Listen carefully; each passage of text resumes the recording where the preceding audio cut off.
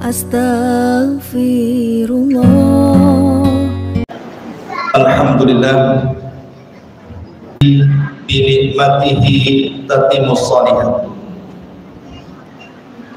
Asyhadu an la ilaha illallah wahdahu rabbi la syarika lah wa asyhadu anna Muhammadan abduhu wa rasuluhu alladzi la nabiyya ba'dahu. Amma ba'd. Ma'asyiral muslimin wal muslimat, ibu-ibu, bapak-bapak, saudara dan saudari sekalian yang dimuliakan Allah Subhanahu wa taala. Alhamdulillah, di malam hari ini dengan karunia Allah Subhanahu wa taala saya dipertemukan dengan Bapak Ibu semuanya di Masjid Al-Mukarram. Dan saya ucapkan ribuan terima kasih khususnya kepada yang mengadakan acara di malam hari ini, dan yang saya muliakan tokoh masyarakat, tokoh agama, para kiai, para ustadz, para habaib mungkin di sini, dan juga yang tidak bisa saya sebutkan satu persatu, ibu bapak sekalian semua, semoga kita dimuliakan Allah Subhanahu wa ta'ala.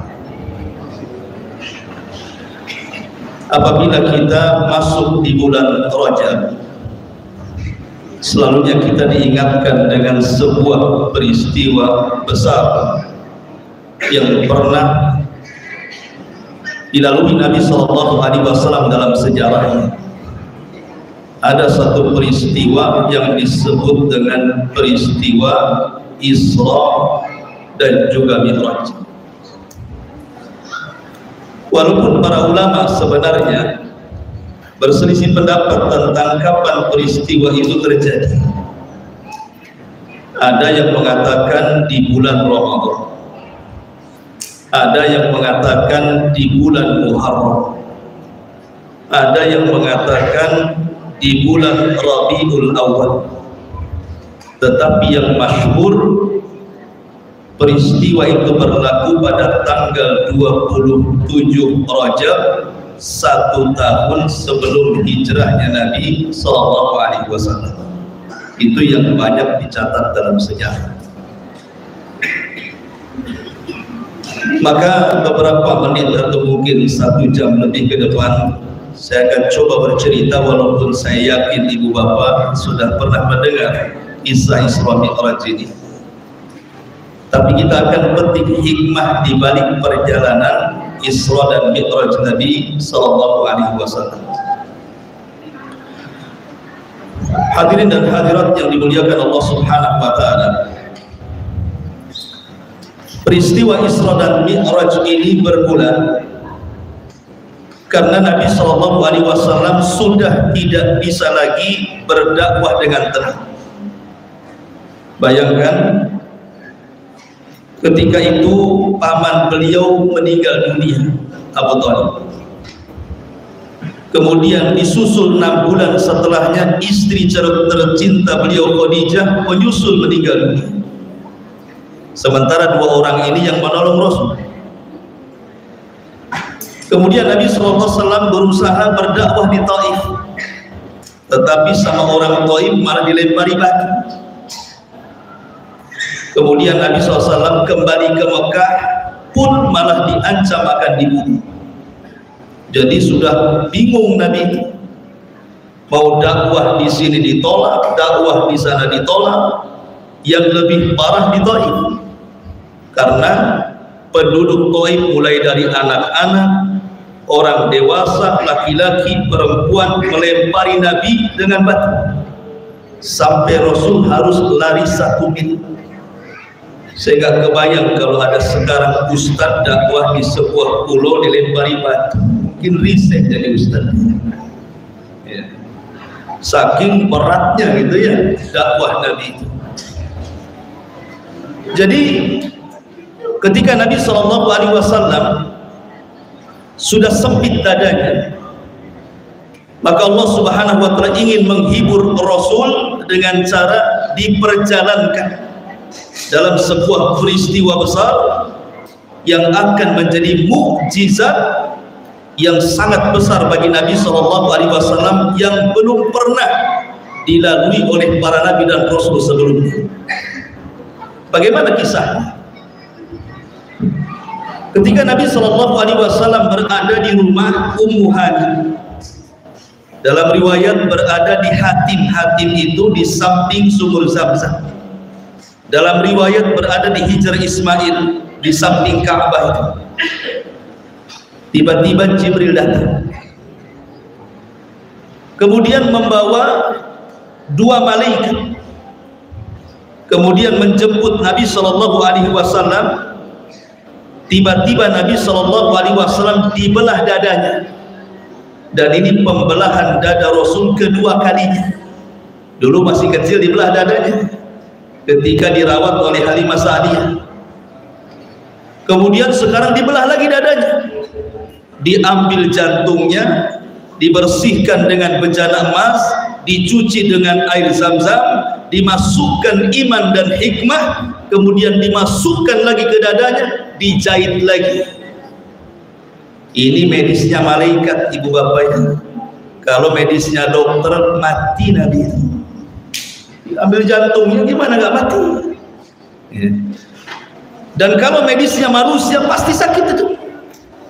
Tapi karena medisnya adalah malaikat, maka Nabi SAW tidak merasakan sakit, dan Nabi SAW tetap hidup.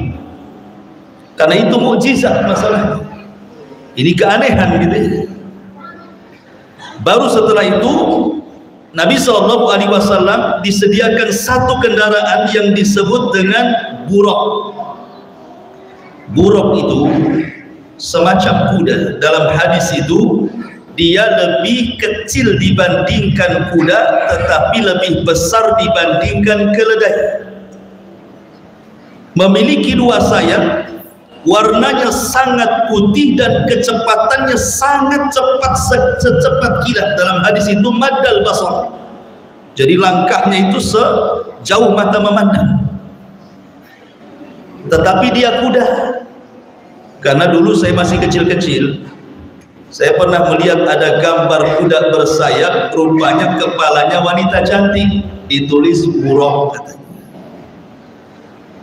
Tidak ada riwayat yang mengatakan buraq itu kepalanya wanita cantik. Ini buatan Yahudi yang hendak mengolok-olok Islam. Karena Nabi istrinya banyak, sampai ke buraq pun minta digambar perempuan cantik kepalanya. Ini kan termasuk mengolok-olok Nabi. Dia kuda, ya kuda lah gitu ya.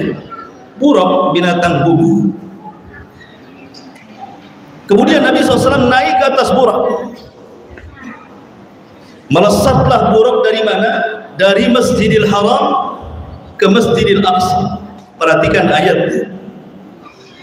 Allah Subhanahu wa taala berfirman, Subhanalladzi asra bi'abdihi laylan minal Masjidil Haram ilal Masjidil Aqsa. Maha suci Allah yang memperjalankan hambanya dari Masjidil Haram ke Masjidil Aqsa. Subhanallah. Lihat bahasa Quran, Allah mengatakan hambanya, bukan nabinya, bukan rasulnya. Kenapa Allah tidak mengatakan Maha suci Allah yang memperjalankan nabinya? Kan bisa saja. Atau memperjalankan rasulnya. Tapi bahasa Quran memperjalankan hambanya, menggunakan kalimat hamba tanpa menyebut title-nya. Nabi ini mau diangkat ke langit, maksudnya diangkat ke Sidratil Muntaha. Faedahnya adalah setinggi apapun kita, tetaplah kita hamba. Sehebat apapun kita, tetaplah kita hamba Allah. Maka jangan pernah sombong, karena kita ini hamba Allah. Apalah yang akan disombongkan dari kita? Allah mengatakan, wallahu akhrajakum min butuni ummahatikum la ta'lamuna syai'an. Allah keluarkan kalian dari perut ibu kalian itu tidak bisa apa-apa, tidak punya pengetahuan apa-apa.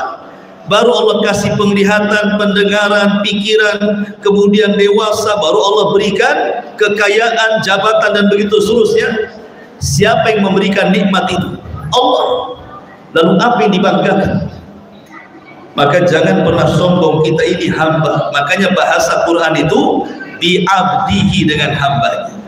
Faedah yang kedua, kalimat bi'abdihi ini menunjukkan bahwa perjalanan Rasul bukan mimpi. Rasul itu tidak sedang mimpi Isra Mi'raj itu, tapi betul-betul terjaga birruhi wal jasad, dengan ruh dan jasad. Ya seperti kita ini begini nih, ruh dengan jasad ini. Kalau seandainya peristiwa Isra itu mimpi, ngapain kemudian mimpi? Semua orang bisa kalau mimpi. Mau terbang kemana-mana tanpa buruk pun kalau mimpi bisa lah, namanya orang mimpi ya. Tetapi yang dimaksud di sini bukan mimpi, betul-betul peristiwa ini terjadi dengan ruh dan jasad. Makanya Allah menyebut dengan kalimat bi'abdihi, hambanya. Ketika disebut abdun, maknanya terangkai daripada ruh dan jasad. Berangkatlah Rasul menggunakan buraq. Lah dalam perjalanan, dalam beberapa asar bahwa Nabi itu sempat singgah di beberapa tempat sebelum sampai di Masjidil Aqsa. Ada yang mengatakan singgah di Bukit Saina. Bukit Saina itu bukit di mana Taurat turun di Mesir, di mana Nabi Musa mendapatkan Taurat, sempat singgah di situ. Kemudian juga singgah di Baitul Lahmin atau Bethlehem, tempat Isa dilahirkan dan Isa diangkat menjadi Nabi dan Rasul. Baru kemudian setelah itu sampailah Rasul di Masjidil Aqsa. Kemudian buraq pun ditambatkan di sebuah tembok yang disebut dengan Jidar Buraq, yang sekarang menjadi tembok ratapan orang-orang Yahudi. Itulah buraq ditambatkan di situ. Masuklah Nabi SAW. Rupanya ketika Nabi SAW masuk di Masjidil Aqsa, arwah para nabi itu sudah turun. Jadi dalam Masjidil Aqsa itu sudah berkumpul arwahnya seluruh para nabi, dan mereka sudah bersaf-saf siap untuk sholat. Maka Nabi SAW kemudian diizinkan oleh ruhnya para nabi yang digambarkan di belakang Rasul agar Nabi menjadi imam bagi mereka. Pertanyaannya, kenapa Nabi SAW harus melalui Masjidil Aqsa menuju Sidratil Muntaha? Kan bisa saja dari Mekah langsung kan? Dari Mekah naik ke langit ke Sidratul Muntaha, balik lagi ke Mekah, kan bisa saja. Kenapa mesti lewat Masjidil Aqsa? Berangkatnya lewat Masjidil Aqsa, turunnya pula lewat Masjidil Aqsa. Kata ulama, karena pintu langit itu sejajar dengan Masjidil Aqsa, makanya naik turunnya lewat situ. Kalau lewat Mekah tidak bisa, harus lewat Masjidil Aqsa. Yang kedua, Masjidil Aqsa itu kiblat seluruh para nabi, dan Nabi SAW bagian daripada para nabi itu. Makanya Nabi SAW juga di awal sholat kiblatnya kemana? Ke Masjidil Aqsa kan? 6 bulan baru kemudian dialihkan ke Baitullah Al-Haram. Kemudian juga ketika Rasul sholat bersama para nabi, seolah-olah para nabi ini ingin memberikan estafet dakwah mereka kepada Rasul, bahwa agama Nabi SAW akan menjangkau seluruh agama nabi-nabi di belakangnya. Makanya kita lihat sekarang Islam ada di mana-mana kan? Ada di benua Amerika, benua Afrika, benua Eropa. Islam itu di mana-mana, sampai ke masjid ini, Masjid Mukarramah. Coba aja dari Mekah sampai ke sini gitu.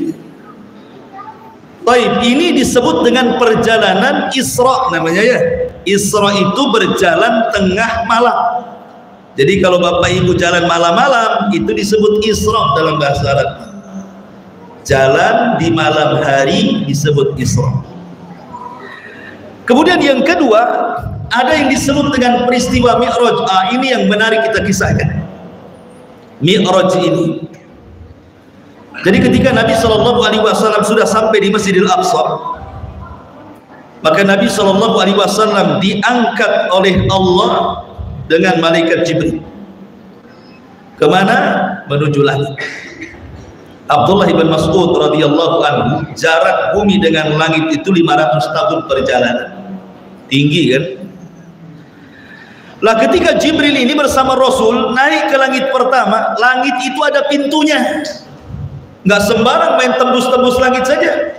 Langit itu ada pintunya. Makanya Allah mengatakan dalam surah An-Naba ayat 19, wa futihatis sama fakanat abwab. Langit itu ada abwabnya, ada pintu-pintunya. Kemudian Jibril mengetuk pintu, assalamualaikum. Kata security langit, waalaikumsalam. Man, siapa anda? Kata Jibril, saya Jibril. Padahal Jibril itu pemimpin malaikat. Tapi ketika mau masuk pintu langit, minta izin dulu sama anak buahnya. Siapa kamu? Saya Jibril. Lah siapa yang di belakang kamu itu? Kata Jibril, Muhammad. Awaqad uhiya ilai, sudah diperintah dia boleh naik katanya. Coba bayangkan, security langit saklapnya kayak gini coba. Padahal yang dihadapi itu ketuanya nih. Nih kalau ada security presiden kayak gini besok dipecat tuh. Enggak punya kan gitu ya. Masa pemimpinnya ditanya, siapa kamu? Saya Jibril. Siapa yang bersamamu? Muhammad. Sudah ditugaskan dia boleh naik ke langit. Nah, coba pemimpinnya diinterogasi itu. Tapi Jibril ini mengajarkan kepada kita tawadhu. Walaupun dia pemimpin para malaikat, security langit itu hanya menjalankan perintah Allah. Makanya dia tetap merendah. Siapa? Jibril. Sekarang ini kan tidak. Baru RT saja siapa? RT. Biasanya kan disebutkan detailnya. Kalau naik lurah, camat. Gitu. Kadang-kadang seseorang itu tawadhunya kurang. Ya kan? Tapi Jibril mengajarkan kepada kita bagaimana pemimpin betul-betul tawadhu. Wow, kalau ada pemimpin seperti ini luar biasa. Tawadhu ya, rendah diri, pasti dicintai rakyat. Ma'asyiral muslimin yang dimuliakan Allah Azza wa Jalla. Kemudian setelah itu dibuka pintu langit. Naiklah Jibril ke langit pertama. Ada satu kisah. Ibu bapak pernah mendengar kisah Neil Armstrong? Pernah kan Neil Armstrong itu? Zaman dulu katanya ada orang yang sampai ke bulan. Namanya Neil Armstrong. Pertanyaannya, bulan itu di mana? Bulan itu di atas langit atau bulan itu di bawah langit? Kalau seandainya bulan itu di atas langit, berarti Neil Armstrong ini harus izin sama security langit. Assalamualaikum. Waalaikumsalam. Siapa? Neil Armstrong. Mau kemana? Ke bulan. Sudah diizinkan? Tak tahu. Kira-kira bisa masuk langitnya? Tidak mungkin kan? Artinya kalau seandainya posisi bulan itu di atas langit, berarti kisah Neil Armstrong masuk ke bulan itu dusta. Tapi kalau bulan itu di bawah langit, mungkin, ya kan? Karena kalau di bawah langit kan tidak ada pintunya. Kalau di atas langit ada pintunya, berarti harus nembus pintu dulu, gitu ya. Maka pertanyaannya, bulan itu di mana? Di bawah langit atau di atas langit? Gitu ya. Karena ini menjadi polemik para ulama. Ada yang mengingkari keras bahwa tidak mungkin orang sampai ke bulan, itu mustahil. Walaupun tidak sedikit juga ada yang membenarkan bahwa Neil Armstrong itu naik ke bulan. Sampai akhirnya menjadi kebanggaan kan. Itulah Neil Armstrong sudah naik ke bulan, kamu masih kayak gini saja. Tetapi walaupun demikian tetap Nabi lebih hebat dibandingkan Neil Armstrong. Kenapa? Neil Armstrong turun dari bulan bawa tanah. Rasul turun dari Sidratil Muntaha bawa sholat. Mulia mana tuh? Tanah dengan sholat. Sholat lah kan begitu ya. Kemudian di langit yang pertama Rasul berjumpa dengan siapa? Nabi Adam. Adam ini Abul Bashar, bapak kita semua. Dan Allah menciptakan Nabi Adam itu fi ahsani taqwim, sebaik-baik bentuk. Sebaik-baik bentuk itu artinya tidak ada bentuk yang lebih indah dibandingkan Nabi Allah Adam alaihissalam, dan itu bapak kita. Lah ketika Nabi SAW berjumpa dengan Adam, kata Jibril, ya Muhammad salim alaihi, wahai Muhammad ucapkan salam kepada Adam.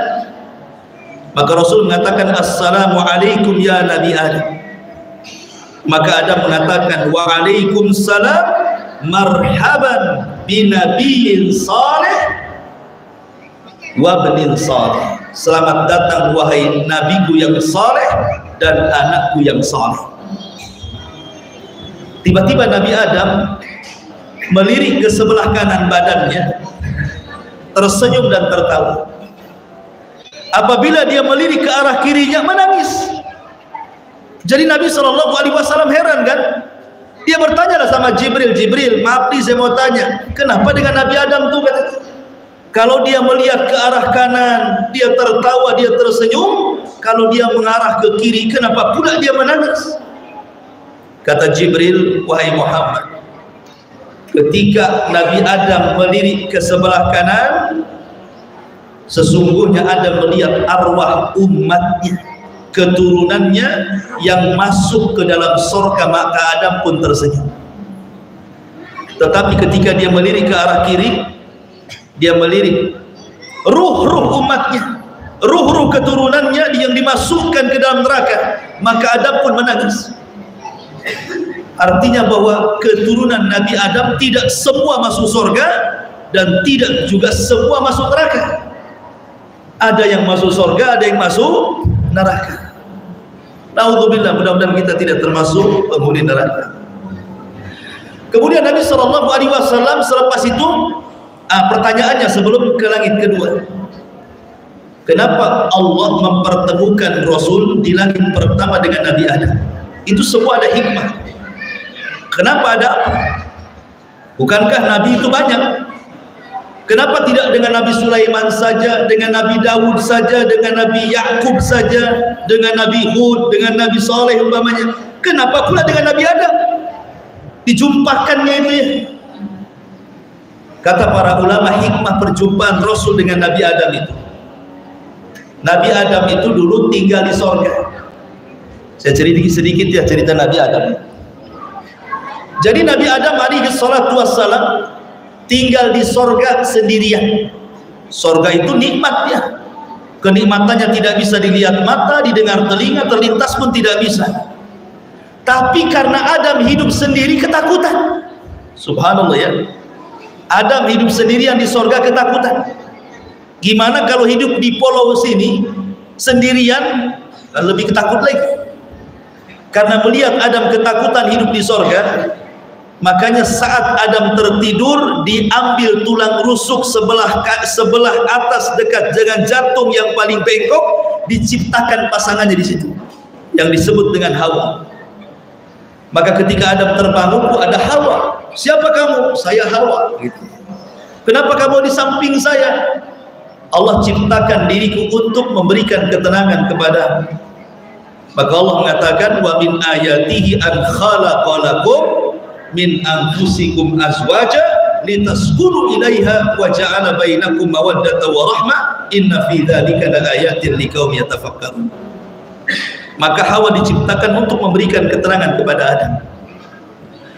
Lah Adam ini rupanya punya musuh sebelumnya. Siapa musuhnya Adam? Iblis. Karena ketika Iblis tidak mau sujud kepada Adam, Iblis dikeluarkan dari sorga, Adam pula dimasukkan ke sorga. Hasadlah Iblis. Makanya Iblis kemudian memberikan was-was agar Adam itu bermaksiat di sorga.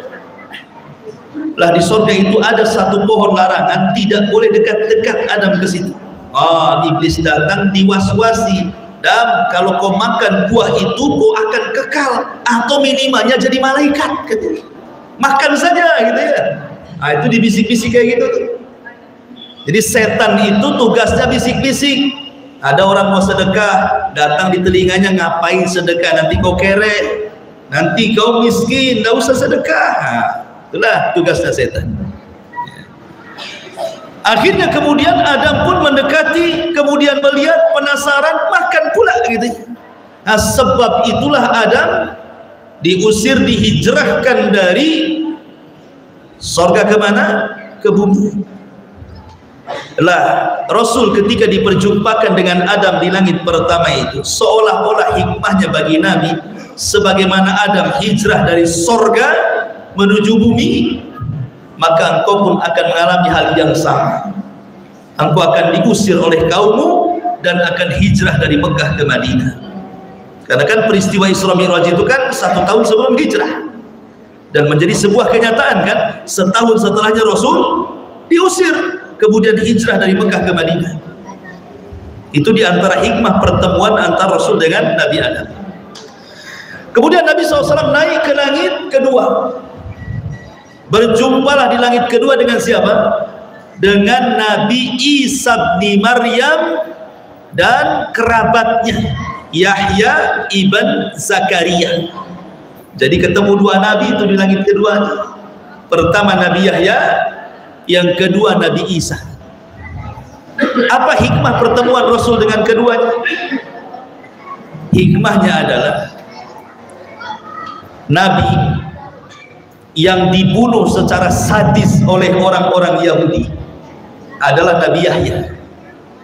Nabi Yahya itu dipenggal lehernya, kemudian jasadnya dikirim ke bapaknya Nabi Zakaria, kepalanya dibawa ke istana, kemudian dijadikan mahar perempuan pelacur kepada seorang raja Yahudi. Itu Nabi Yahya, ujian para nabi ya. Jadi Nabi Yahya itu paling sadis tuh, karena bukan hanya dibunuh, tapi dimutilasi, kepalanya diambil. Jadi kepala Nabi Yahya itu dijadikan mahar wanita pelacur untuk menikah dengan seorang raja. Lihat bagaimana bengisnya orang-orang Yahudi kepada para nabi Bani Israel di zaman itu. Kemudian Nabi Isa pun tidak lepas dari pembunuhan. Hampir dibunuh juga Isa itu.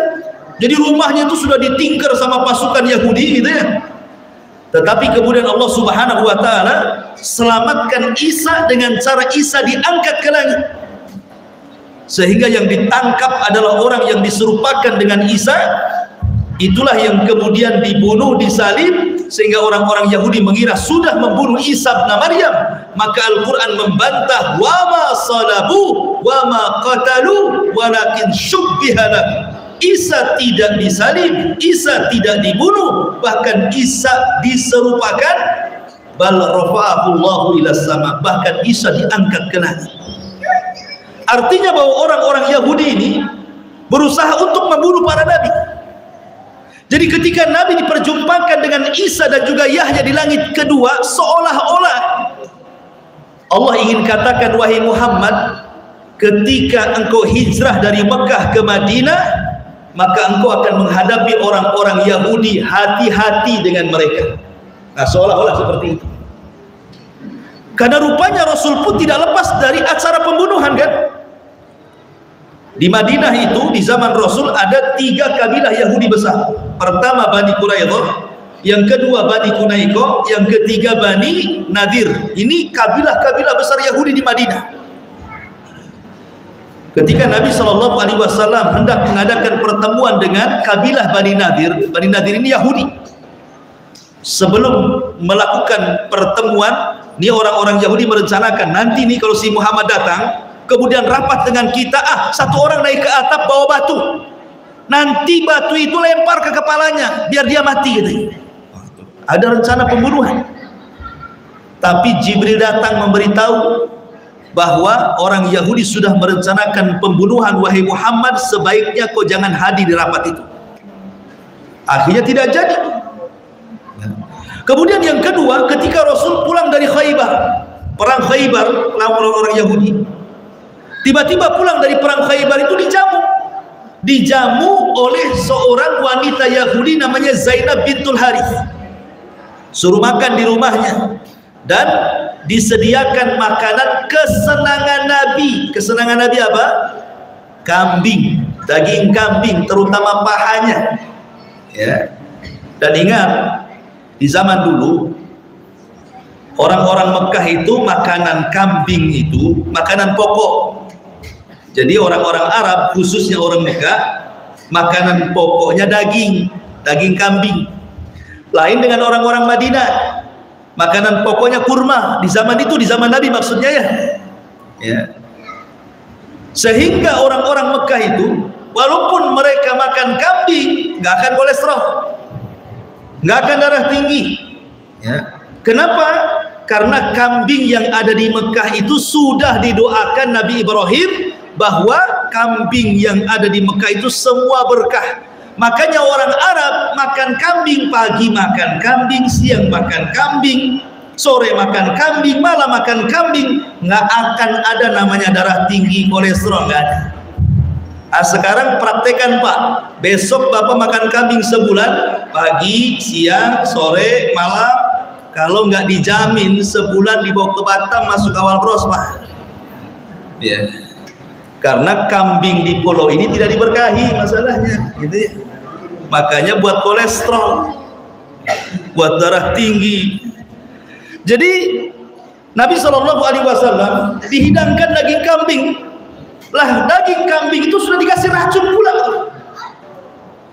oleh Nabi, dimakan, termakan sedikit. Allah buat bicara itu paha kambing itu dan mengatakan, "Hei Muhammad, jangan kau makan aku," katanya, "karena aku sudah dilumuri racun."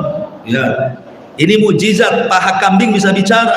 Kalau kita lagi makan ayam tiba-tiba bicara, nggak jadi dimakan lah itu ya.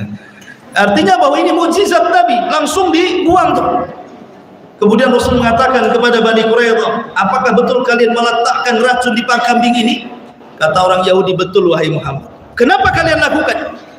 Lihat alasannya orang Yahudi, "Karena kalau engkau nabi palsu pasti kau mati. Kami istirahat, senang. Tapi kalau kau nabi asli pasti tidak akan mati," katanya. Oh, jawabannya itu enak kali ya. Lah artinya bahwa di sini saya ulangi, kenapa Rasul di langit kedua berjumpa dengan Isa dan Yahya ini? Faedahnya sekali lagi, sebagaimana Isa dan Yahya dirongrong orang-orang Yahudi, maka dakwah Nabi pun akan dirongrong orang Yahudi. Dan kita pun selama sebagai umatnya dalam berdakwah pun tidak lepas daripada rongrongan dakwah. Maka bersabarlah saat berdakwah. Kemudian Nabi SAW naik ke langit keberapa? Langit ketiga. Berjumpa dengan Nabi siapa di langit ketiga? Nabi Yusuf. Nabi Yusuf itu diberikan syatru jamali Adam. Separuh ketampanan Adam itu diberikan kepada Yusuf. Menunjukkan Adam itu ganteng sekali gitu ya. Karena separuhnya saja diberikan kepada Nabi Yusuf, itu sudah memfitnah banyak wanita di zamannya.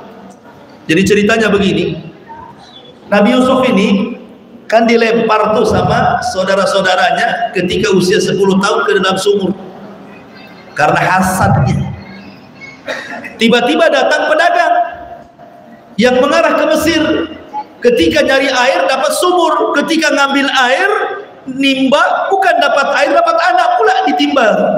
Rupanya Nabi Yusuf. Dibawalah anak ini ke Mesir jadi budak dijual.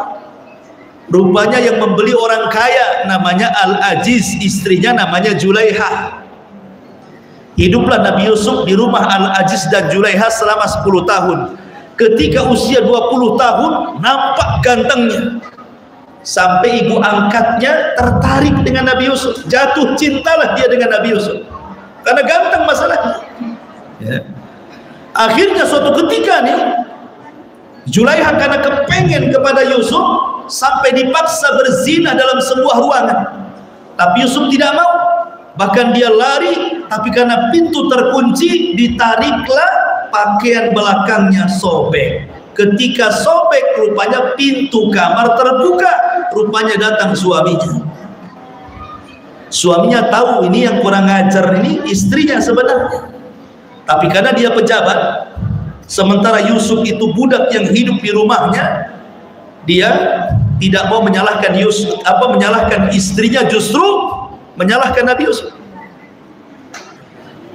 Akhirnya kemudian kabar Zulaiha menggoda budaknya Nabi Yusuf ini tersebar kepada emak-emak pejabat. Biasalah mama ini kan, Akhirnya jadi gunjingan mak-mak pejabat.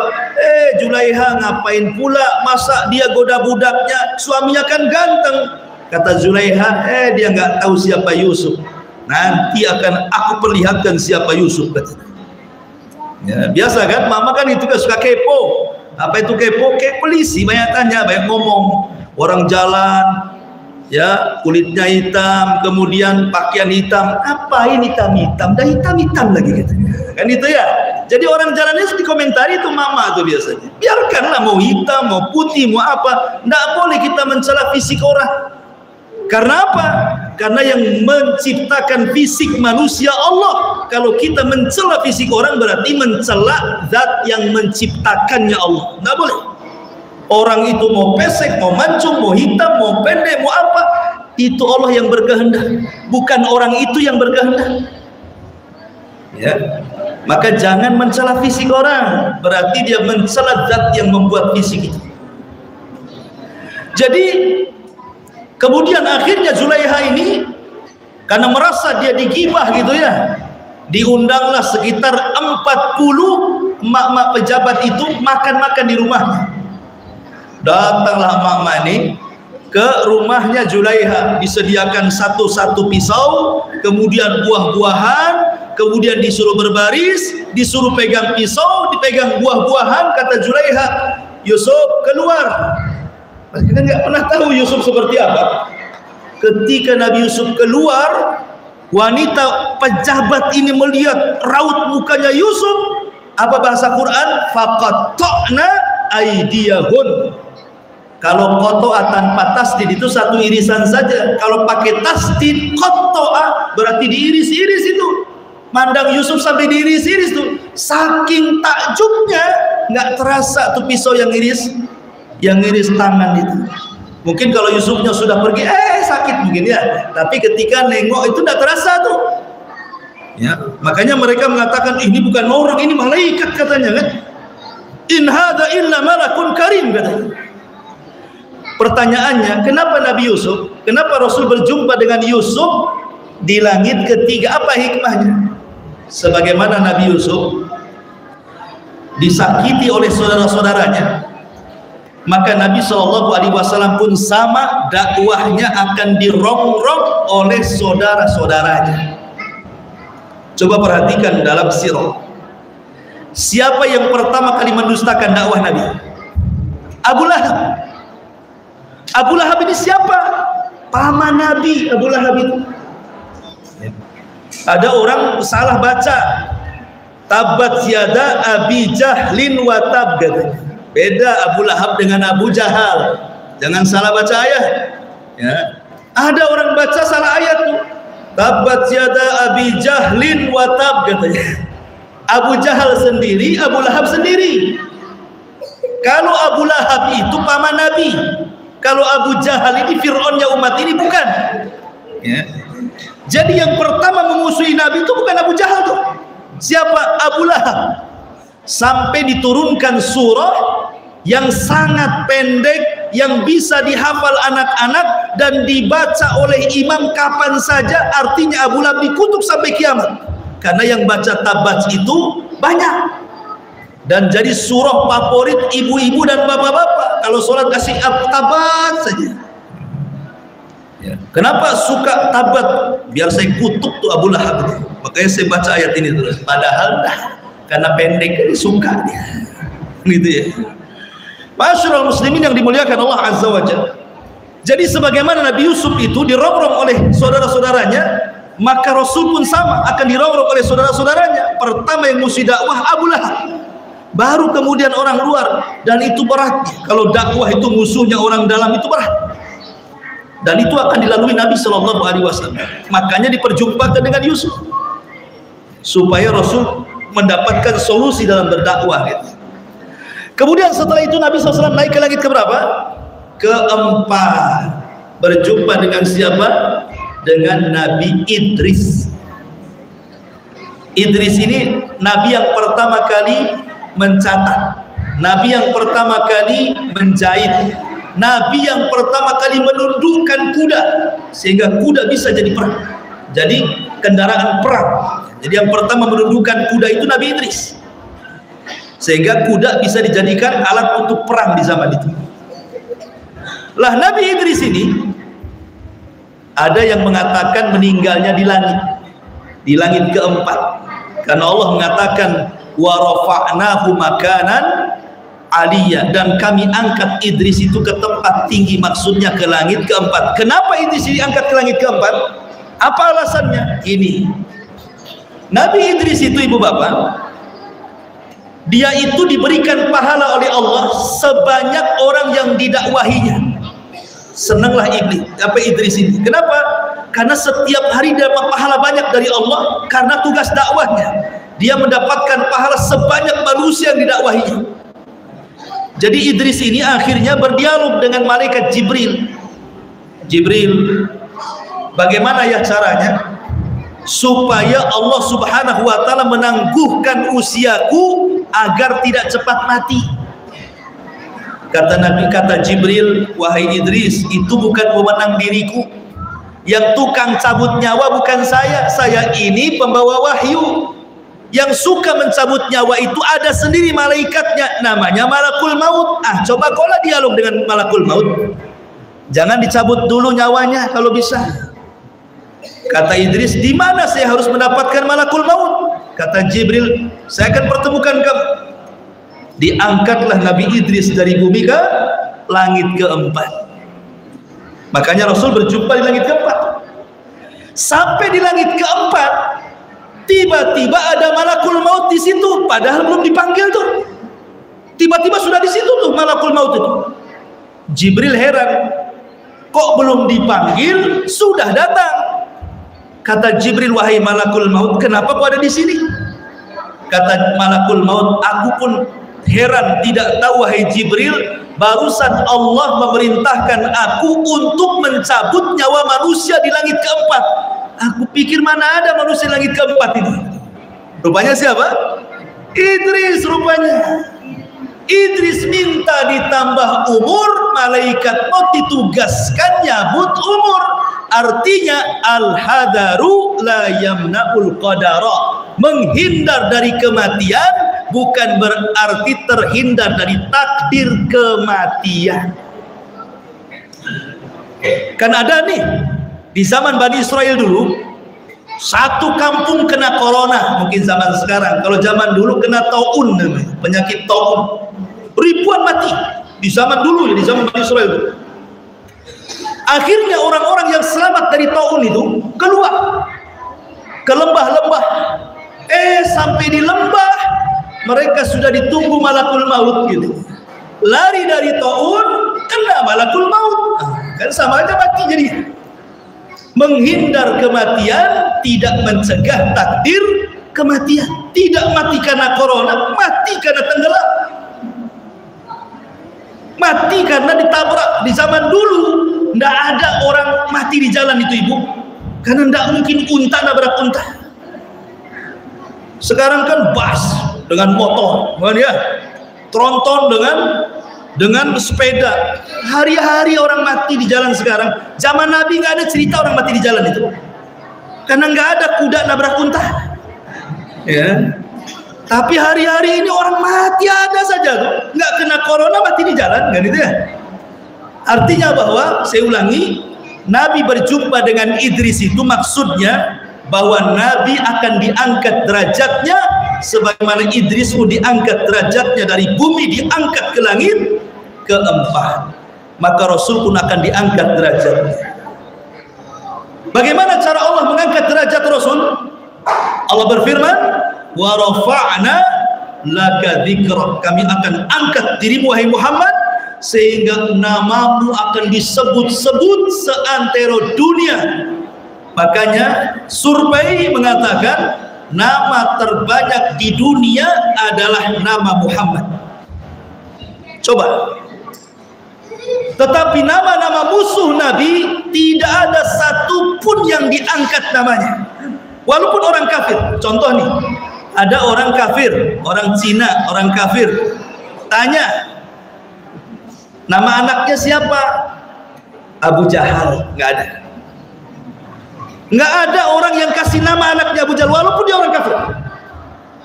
Tapi nama Muhammad ada walaupun orang kafir. Ya, artinya apa? Allah angkat nama Muhammad. Si Michael, orang barat masuk Islam, jadi Muhammad Michael. Pasti ada Muhammadnya di situ.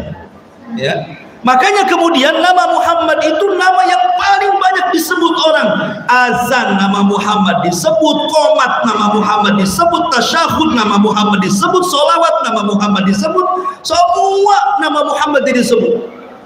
Ya. Itulah diangkat derajatnya oleh Allah Azza wa Jalla. Disebut-sebut namanya. Wa rafa'na laka dzikra. Kemudian setelah itu Nabi naik ke langit ke berapa? Langit ke 5. Berjumpa dengan Nabi siapa? Nabi Harun. Nabi Harun ini jadi nabi karena syafaat Nabi Musa. Kan itu kan saudara. Harun abangnya, Musa itu adiknya. Musa ini ngomong pelat. Bahasanya tidak fasih. Nabi Musa itu bukan ahli bahasa. Nabi Musa itu sudah bukan ahli bahasa kalau ngomong pelat Nabi Musa itu. Makanya kenapa Musa itu selalu berdoa, Rabbi shrah li sadri wa yassir li amri wahlul 'uqdatan min lisani yafqahu qawli. Ini kan doanya Nabi Musa. Ya Allah, lepaskanlah ini pelat-pelatku ini supaya si Fir'aun itu paham dengan bahasaku gitu. Akhirnya karena dia pelat, karena begini, kenapa Musa bisa pelat ngomongnya? Karena waktu Musa kecil, masih bayi, ya kan? Musa ini usia 3 tahun gitu ya, digendong sama Fir'aun. Fir'aun itu kan bapak angkatnya Nabi Musa. Rupanya janggut Fir'aun itu ditarik, langsung Fir'aun tersungkur. Bayi bisa narik janggut, bisa Fir'aun bisa tertarik ke depan. Kok kuat kali tenaganya? Jangan-jangan bayi ini yang diramalkan dukun itu. Wah, dari situ Fir'aun hampir membunuh Nabi Musa waktu masih bayi. Akhirnya kemudian istrinya Fir'aun namanya Asya bintu Muzahim itu kan wanita muslimah, wanita terbaik dunia itu 4. Istri Fir'aun Asya bintu Muzahim, Maryam bintu Imran, istri Nabi Khadijah bintu Huwailid, putri Nabi Fatimah bintu Muhammadin sallallahu alaihi wasallam. Ini namanya wanita terbaik. Lah Asya bintu Muzahim langsung mengambil anaknya ketika mau dibunuh dibunuh Fir'aun ini. Kemudian Aisyah bintu Muzahim mengatakan, wahai suamiku, ini hanyalah anak-anak, ini masih bayi gak berakal. Bukan bayi ini yang akan merebut tahtamu. Kalau kok tidak percaya, uji dia katanya. Diujilah Musa bayi ini dengan cara apa? Disediakan arang yang sudah dibakar, sudah jadi jamroh itu bahasa Arabnya ya, arang yang bara itu. Yang satunya tamar, kurma. Kemudian bayi Musa kecil disuruh ngambil. Hampir-hampir Musa ini mengambil kurma. Kalau sempat dia mengambil kurma, berarti dibunuh dia. Tapi Jibril datang, langsung memalingkan bayi Musa, merangkak ke api. Diambil api, dimakan. Sebab itulah pelat dia, karena makan api. Ya, makanya Musa susah ngomongnya. Jadi besar dia tidak fasih. Karena tidak fasih, ketika jadi nabi, dia minta agar kakaknya Harun dijadikan nabi, karena Harun itu orator orangnya. Maka Harun itu jadi nabi karena syafaat Nabi Musa. Dia jadi nabi. Dan Harun itu orangnya lembut, dicintai Bani Israel. Makanya hikmah kenapa Rasul berjumpa dengan Nabi Harun, seolah-olah Allah memberikan pesan kepada Rasul, berdakwahlah selembut dakwahnya Harun. Jangan kasar-kasar kalau lembut dakwah itu. Wa bima rahmatin minallahi lintalahu walau kunta faddan ghalidhal qalbi lan faddu min haulik. Ya Muhammad, kalau engkau keras dalam berdakwah, nyingkir semua orang, nggak akan ada orang yang datang menerima dakwahnya itu. Jadi ada pelajaran bagi Nabi dakwah dengan cara lembut. Setelah itu Nabi naik ke langit ke berapa? Ke-6. Berjumpa dengan siapa? Nabi Musa. Musa Kalimur Rahman. Ketika Nabi Musa melihat Rasulullah, Musa menangis. Kemudian Jibril ditanya oleh Rasul, Jibril, kenapa Musa menangis ketika melihat aku? Maka Jibril mengatakan, Musa mengatakan, ya Rabb, kok bisa ada orang semuda ini, maksudnya Rasulullah SAW, menjadi nabi akhir zaman, tetapi umatnya jauh lebih banyak masuk surga dibandingkan umatku, kata Musa. Kemudian Musa menangis. Musa itu bukan hasad kepada Rasul, tidak. Karena kalaulah bukan karena Allah kemudian Nabi Musa, Pak, tentu kita sholat ini 50 waktu. Kita harus berterima kasih sama Nabi Musa. Karena ketika Nabi SAW diperintahkan sholat 50 waktu, kemudian turun berjumpa dengan Nabi Musa, ditanya Nabi Musa, apa yang Allah perintahkan?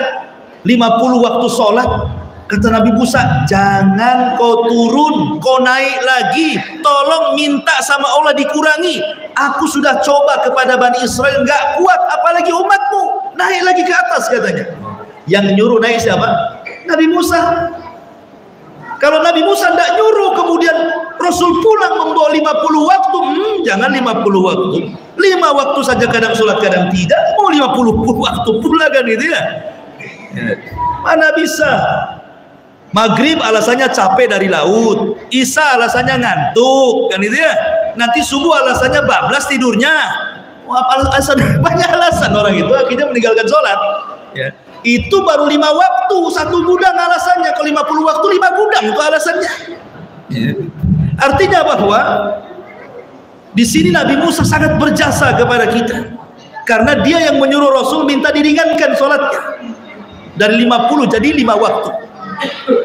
Kemudian Nabi SAW naik ke langit yang terakhir, langit ke-7, berjumpa dengan siapa? Nabi Ibrahim. Dan Ibrahim itu nabi yang paling mirip mukanya dengan Rasulullah, ya, karena kakek buyutnya, ya, Rasul itu kan keturunan Ismail putra Ibrahim. Lah Ibrahim ini sedang bersandar di tiang Baitul Ma'mur. Baitul Ma'mur itu Ka'bahnya malaikat. Kata para ulama, Ka'bah malaikat itu sejajar dengan Ka'bah yang ada di bumi. Jadi kalau jatuh Ka'bah malaikat, ngena Ka'bah yang ada di bumi. Lah setiap hari Ka'bah malaikat itu ada 70.000 malaikat tawaf setiap harinya, kemudian keluar tidak pernah kembali. Besoknya datang malaikat dengan jumlah yang sama, tawaf, keluar nggak pernah kembali. Besoknya datang malaikat dengan jumlah yang sama, keluar nggak pernah kembali. Subhanallah, lihat berapa jumlah malaikat kalau begitu. Wa ma ya'lamu junuda rabbika illa hu, tidak ada yang tahu jumlah malaikat kecuali Allah. Artinya itu Allah kaya dengan tentara. Kalau semua manusia kufur, tidak mungkin mengurangi kekuasaan Allah. Kalau semua manusia beriman, tidak mungkin juga menambah kekuasaan Allah. Cukup malaikat sudah beribadah kepada Allah, mereka tidak maksiat sama sekali. Ma'asyiral muslimin yang dimuliakan Allah Azza wa Jalla. Baru Nabi SAW naik di atas rop-rop. Dalam riwayat itu rop-rop itu sayap, diangkat oleh sayap sampai ke Sidratil Muntaha. Sidratil Muntaha itu, sidroh itu artinya pohon bidara, muntaha itu artinya akhir. Seluruh ilmu makhluk ada di sini. Pohon itu besar, sampai dalam riwayat kalau ada orang maju dengan kuda balap 100 tahun, bayangan pohonnya tidak terputus. Seperti apa tuh pohonnya? Kita ada pohon mangga nih, kemudian kita di bawahnya naung sedikit, langkah 1-2 meter saja sudah kena matahari. Ini sidroh, ini Sidratil Muntaha, ini pohon besar. Kalau ada orang memacu dengan kuda 100 tahun, bayangannya nggak akan terputus. Segede apa itu pohon itu coba? Dan semua takdir manusia ditulis di pohon ini. Ya, jadi setiap hari Senin dan Kamis amalan kita diangkat sampai di Sidratil Muntaha. Makanya ada puasa Senin Kamis, karena setiap Senin dan Kamis itu amalan kita diangkat, dilihatkan oleh Allah kepada Allah Subhanahu wa taala. Lah dari Sidratil Muntaha inilah datang perintah sholat. Dari sini menunjukkan apa ibu bapak? Sholat itu satu-satunya ibadah yang diwajibkan di langit, tapi ibadah yang lain diwajibkan di bumi. Sholat ini satu-satunya ibadah yang diperintah Allah tanpa perantara malaikat, tapi ibadah yang lain diperintah dengan perantara malaikat. Sholat, zakat, haji, semua lewat malaikat. Sholat tidak langsung Allah perintahkan. Salat ini undangan langsung dari Allah Subhanahu wa taala. Tapi ibadah tidak, disyariatkan lewat wahyu yang disampaikan Allah kepada malaikat Jibril. Jadi ibadah salat itu luar biasa. Ya, salat diwajibkan di langit, salat diwajibkan tanpa perantara, salat diwajibkan dengan undangan Allah Subhanahu wa taala. Undangan Allah luar biasa. Bapak saja ada undangan dari presiden lewat WhatsApp saja pasti itu bangga, dikasih tahu tetangganya, tengok presiden undang saya katanya. Itu baru presiden, gak bangga kayaknya. Ini Allah yang undang. Jadi akhirnya kemudian Rasul diperintah sholat 50 waktu, turun dia berjumpa dengan Nabi Musa. Kata Nabi Musa, apa yang diperintahkan Allah wahai Muhammad? Kata Rasul, 50 waktu sholat wahai Musa. Kata Musa, sebaiknya kau naik lagi. Fas'alu tahfif, minta keringanan. Aku sudah coba Bani Israel, mereka nggak sanggup. Apalagi umatmu yang kecil-kecil, pendek-pendek, kecil-kecil, apa ringan-ringan, nggak punya tenaga, nggak akan bisa tuh. Akhirnya Rasul naik lagi ke langit, minta keringanan, dikasih 5 waktu jadi 45 waktu. Turun lagi ke bawah, berjumpa dengan Nabi Musa. Kata Nabi Musa, minta keringanan lagi. Itu 45 waktu masih banyak katanya. Naik lagi, dikurangi 5 lagi jadi 40. Kemudian minta lagi jadi 25, 30, 25, 20, 15, 10 sampai di angka 5. Nabi Musa masih kekeh minta kepada Rasul, sebaiknya kau naik ke langit. Walaupun 5 waktu umatmu tidak akan sanggup. Coba kalau seandainya Rasul nurut kata Nabi Musa, naik ke langit, kemudian minta ringan waktunya yang 5 itu, tentu kita tidak akan sholat tuh. Karena kan sisanya 5. Kata Nabi Musa, minta lagi katanya keringanan. Sementara setiap keringanan dikasih 5 kan itu ya. Tapi Rasul pemalu, dia mengatakan istahya itu Rabbi, nggak bisa, aku udah malu wahai Musa, nggak apa-apa 5 saja katanya. Oh, kalau waktu itu Rasul mau naik di angka 5, mungkin kita nggak sholat. Senang nggak? Gitu ya. Tapi Nabi tidak naik, dia mengatakan aku malu sama Allah katanya. Nggak apa-apa lah 5 saja, berarti 1 sama dengan 10, berarti 5 waktu sama dengan 50 waktu. Baru Nabi SAW turun ke Masjidil Aqsa. Sebelum turun, Rasul ditawarkan 2 minuman, 1 khamr dan 1 air susu. Ya Muhammad, ishrab, minum. Ini ada khamr, ini ada susu nih. Nabi SAW rupanya memilih air susu dan tidak memilih khamr, padahal khamr belum diharamkan. Tapi Rasul milih air susu. Apa kata Jibril?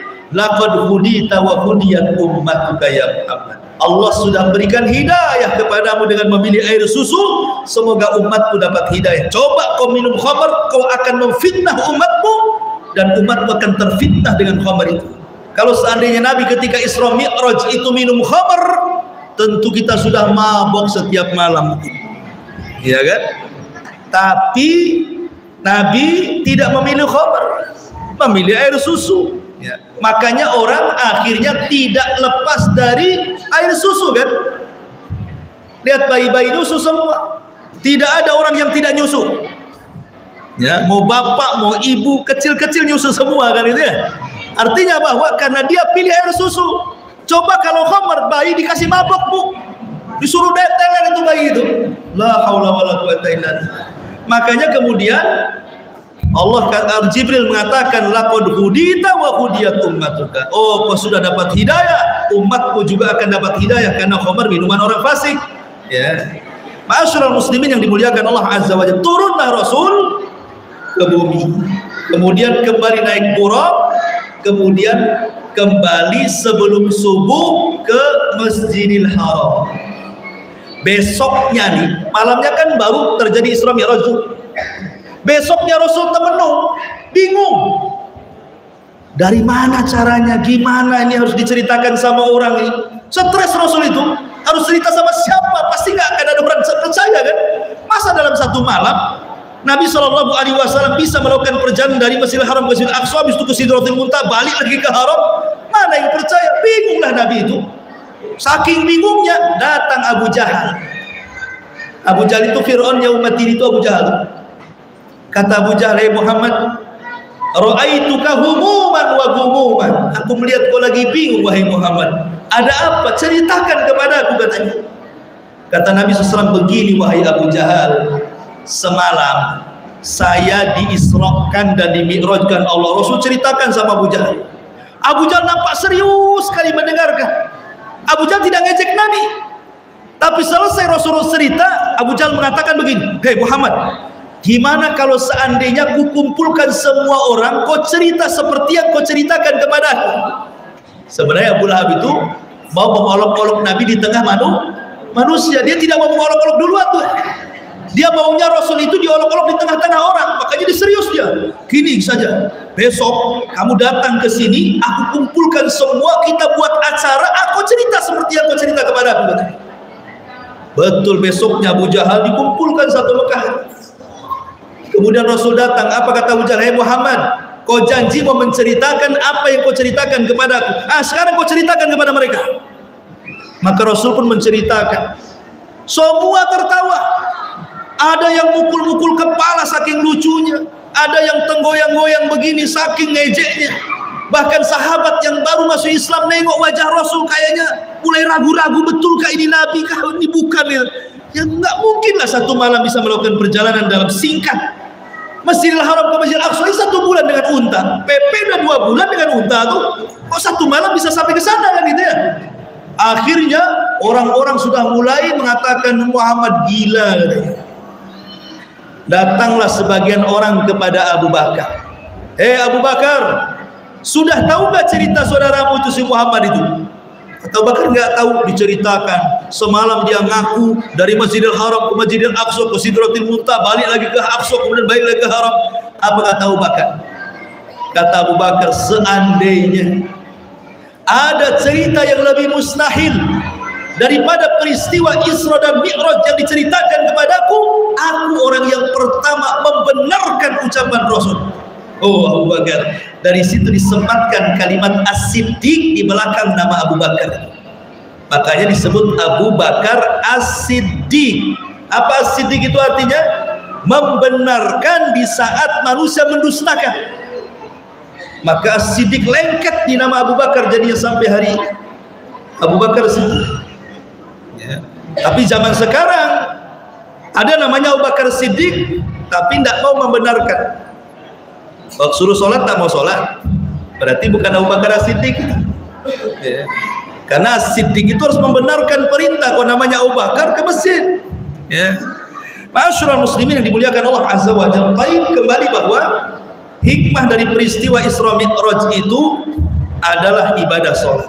Saya ringkas saja Bu ya, Bapak ya, karena waktu juga malam. Sholat itu memiliki 10 faedah.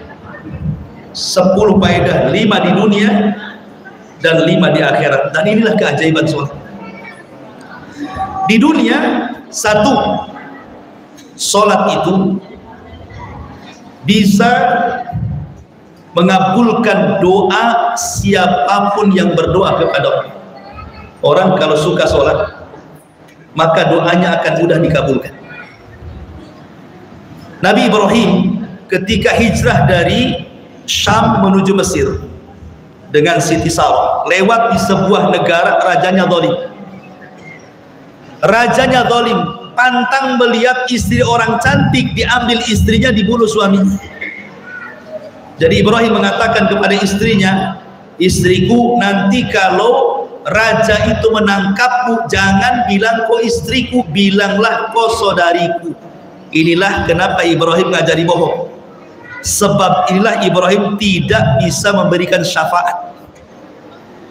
Ketika manusia di padang mahsyar datang kepada Ibrahim, "Ya Ibrahim, isfa' lana ila rabbik, ala tara ila ma nahnu fi." Wahai Ibrahim, berdoalah kepada Rabbmu, minta syafaat untuk kami. Tidakkah kau iba kami semua di sini? Kata Ibrahim, "Tidak bisa, karena aku pernah berbohong." Ya. Bohongnya di mana? Di sini bohongnya nih. Bilangnya sama istrinya, "Wahai istriku, kalau kau ditangkap oleh prajurit raja, jangan bilang istriku, nanti aku dibunuh. Bilang saja saudariku." Akhirnya betul-betul ditangkap. Nggak peduli raja ini mau istrinya mau saudaranya, karena Sarah itu kan wanita tercantik di zaman itu, tetap saja ditangkap sang raja. Ibrahim langsung sholat. Ketika istrinya ditangkap, Ibrahim langsung sholat. Ketika istrinya dibawa ke istana, kemudian raja mau menjamah istrinya, tiba-tiba istrinya mengatakan, "A'udzubillahi mink." Aku berlindung kepada Allah dari kamu. Tiba-tiba tangannya jadi setruk, tidak bisa mendekati istrinya Ibrahim, Siti Hajar, Siti Sarah itu. Akhirnya dia mengatakan, tolonglah doakan kepada Tuhanmu, jangan buat aku seperti ini.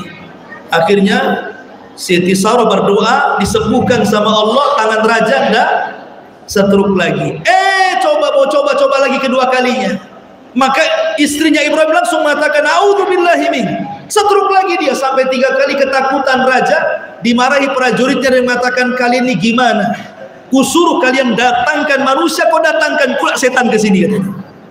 Ketakutan, akhirnya diusirlah istrinya Ibrahim. Sebelum diusir dikasih hadiah budak namanya Hajar. Bawa budakmu sana, katanya.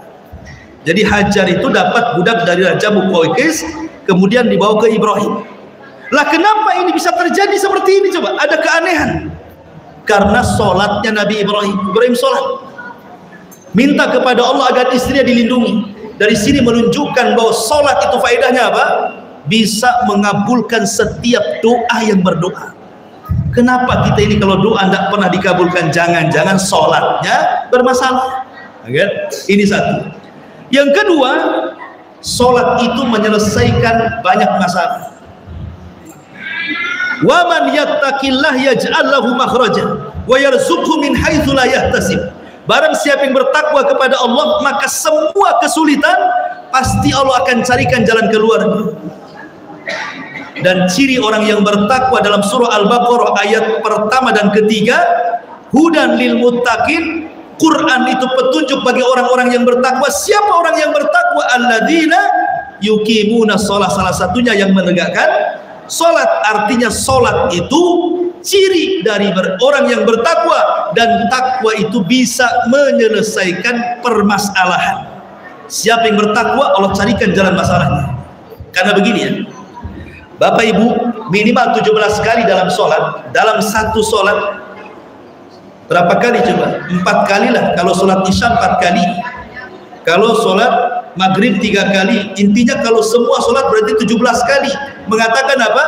Iyyaka na'budu wa iyyaka nasta'in. Hanya kepadamu kami menyembah dan hanya kepadamu kami meminta pertolongan. Apa artinya meminta pertolongan? Artinya meminta pertolongan itu maksudnya Allah dilibatkan dalam setiap permasalahan kita. Demi Allah ibu bapak, kalau seandainya ibu bapak menghadapi masalah berat, kalau Allah ikut terlibat dalam penyelesaian masalah, seberat apapun masalah, pasti Allah carikan jalan keluar. Tapi sekecil apapun masalah, kalau Allah tidak terlibat, jangan harap akan ada jalan keluar. Makanya melibatkan Allah dalam permasalahan itu dengan cara apa? Sholat. Karena di situ ada kata-kata iyyaka na'budu wa iyyaka nasta'in. Berarti sholat itu bisa menyelesaikan masalah. Jadi kalau ada masalah, sholat. Ya. Ada masalah dengan suaminya nggak pulang-pulang, sholat. Sholat nanti besok pulang. Ya. Kemudian yang ketiga, bahwa di antara faedah sholat itu akan membersihkan jiwa orang yang sholat itu. Maka penyakit-penyakit hati itu akan hilang. Kalau orang sholat itu tidak akan ada hasad lagi, akan dendam lagi. Karena penyakit hati itu bahaya. Pakaian kalau kotor bisa dicuci dengan Baclean. Hati kalau dikotor tidak mungkin minum Baclean. Tidak. Ya kan? Artinya bahwa hati itu tidak bisa dibersihkan kecuali dengan sholat. Qad aflahal mu'minun alladzina hum fi salatihim khashi'un. Sungguh beruntung orang-orang yang sholat itu, orang-orang yang khusyuk dalam sholat. Artinya keberuntungan orang sholat itu dibersihkan hatinya.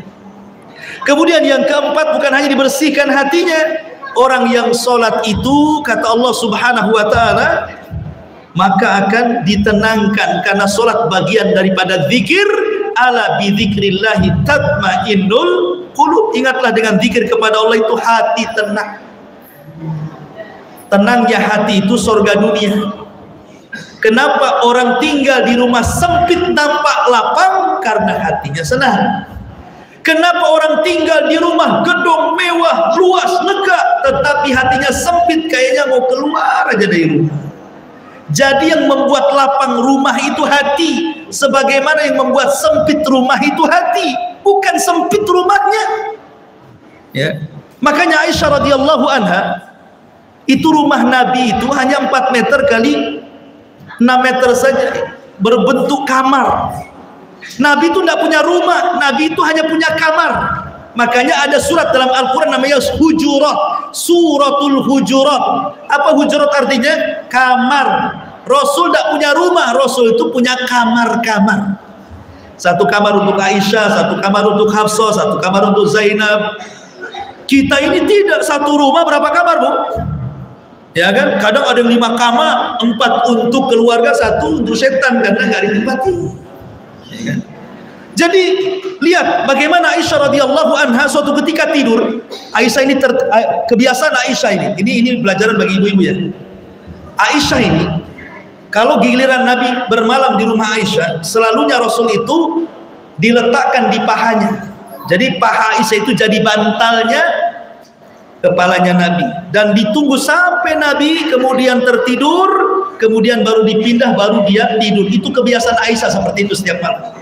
Kalau ibu saya nggak yakin seperti itu, pasti lempar bantal, aku tidur sana. Gitu ya. Artinya bahwa dan kamar Aisyah itu sempit, sehingga Rasul itu kalau tidur dengan Aisyah dempet, sehingga kalau Rasul pergi malam-malam ketahuan. Karena pernah suatu ketika Rasul pergi malam-malam, dalam hatinya Aisyah, jangan-jangan mau istri kedua, ketiga, cemburu dia, namanya manusia. Rupanya ketika bangun Rasul ke kuburan Baqi, ya, mendoakan kuburan Baqi, diikuti sama Aisyah dari belakang. Ketika selesai Rasul mau pulang karena takut ketahuan, langsung dia pulang duluan, ambil selimut, diselimuti, tapi namanya habis lari, kan kos-kosannya masih dengar. Aisyah, Rasul datang, kenapa kau Aisyah? Kau beritahu atau Allah yang kasih tahu, katanya.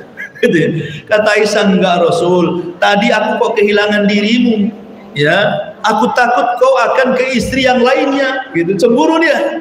Artinya apa? Saking sempitnya suami pergi, Aisyah tahu. Kalau ibu enggak tahu suami pergi, kasurnya king, ibu di sini, suami di sana, kan? Gitu ya. Ya karena terlalu lebar, jadi nggak tahu suami kemana. Ya. Paksa jadi kasih CCTV pula kamarnya.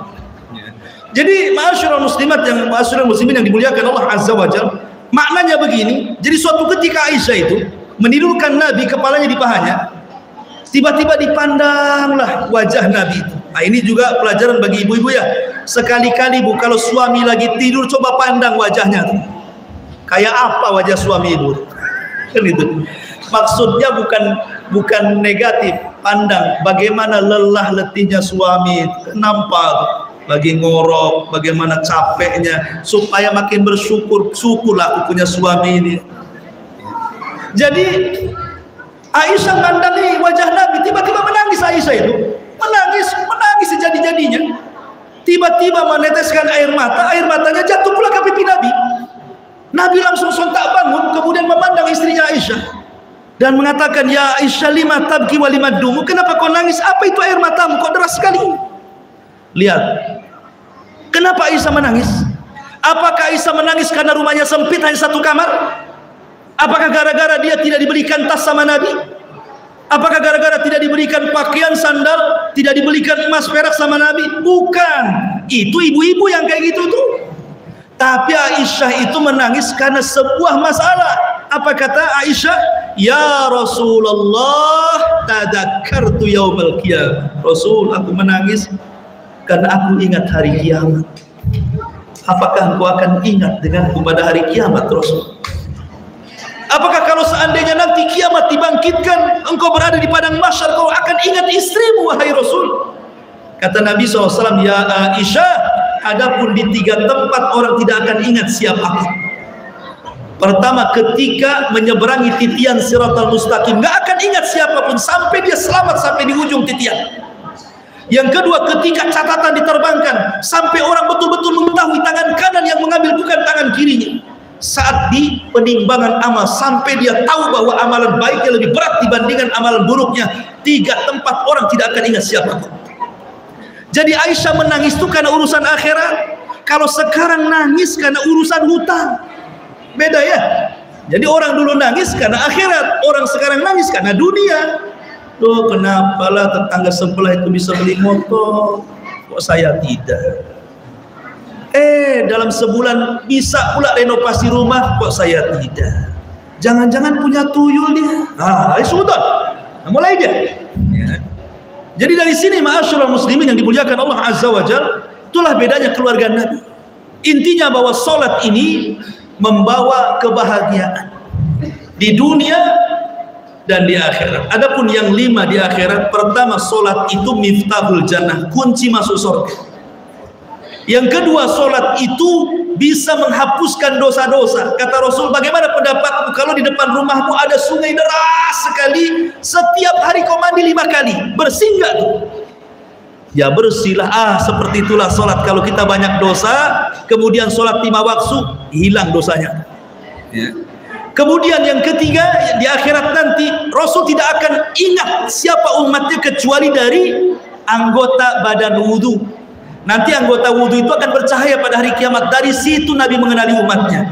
Artinya kalau tidak pernah sholat berarti tidak pernah wudhu. Kalau tidak pernah wudhu artinya tidak punya cahaya. Kalau tidak punya cahaya, macam mana Rasul akan mengenalinya? Jadi dia tidak akan dikenali Rasul pada hari kiamat. Kemudian dia akan susah dapat syafaat.